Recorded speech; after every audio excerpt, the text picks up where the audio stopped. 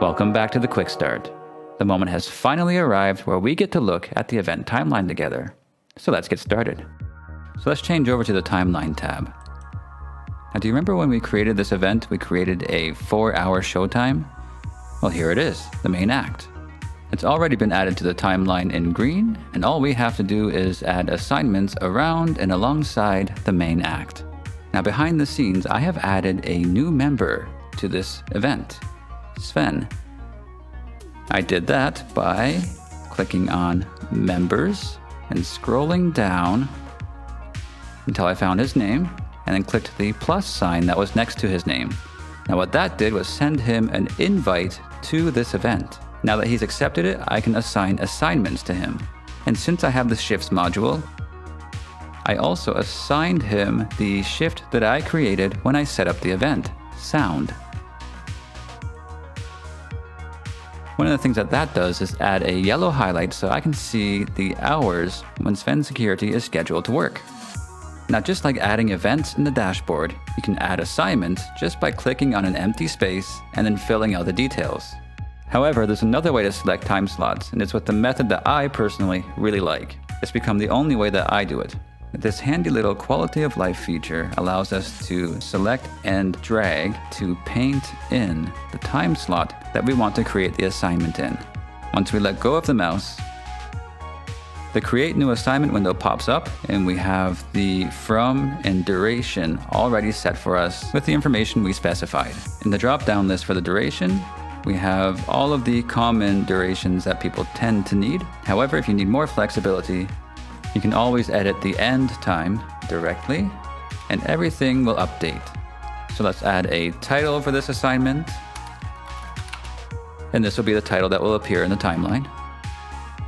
So at this moment, you can add more people to this assignment. For example, we have somebody in our group named Clara. However, she doesn't show up in the search result, and that's because she has not been invited to this event. To invite her, I would just click Members, and then I would scroll down to her name and click the plus sign next to her name. Then she would get the invite, and she would have to accept the invite so I can start adding assignments to her. And if you have Crestcat Venue, you can choose the room where the assignment will take place. I'll choose the main hall. Okay, let's create the assignment. And now you can see that the assignment sound has appeared on Sven as well as in the room main hall. Now there are a couple of errors or warnings that can appear if you do things that were unexpected. For example, if we look at this yellow highlight that shows the hours that Sven will be working, if I try to create an assignment that goes outside of that yellow highlight, I'll get this warning: outside shift of Sven Security. Now I can press accept and then continue to give him the assignment as normal, assuming I have cleared this with Sven first.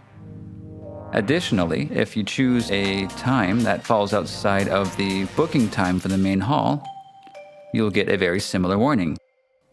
And again, pressing accept will allow you to continue normally. Now another thing that we can do is drag items around on the timeline. Now if I drag this outside of the time that Sven is going to be working, I'll get this warning. And if I drag it outside of the time the main hall is booked, I'll get a similar warning. However, if I accept one of these, you'll see that I get this assignment updated undo down below. So if you're just kind of clicking around and you accidentally move something and you have no idea where it was, you have 10 seconds to click undo. And it moves right back. Now the last thing I would like to cover is this area up here. Now I am working at a reduced resolution so that everything is larger on your screen. That's why everything is so tightly pressed together here. So while we go over these, I'll just make some more room here. There we go. Now we have some things that you'll recognize from the dashboard, but in addition to that, we can zoom in on this timeline, and that reduces the number of hours on screen, but it makes the text inside these boxes more readable.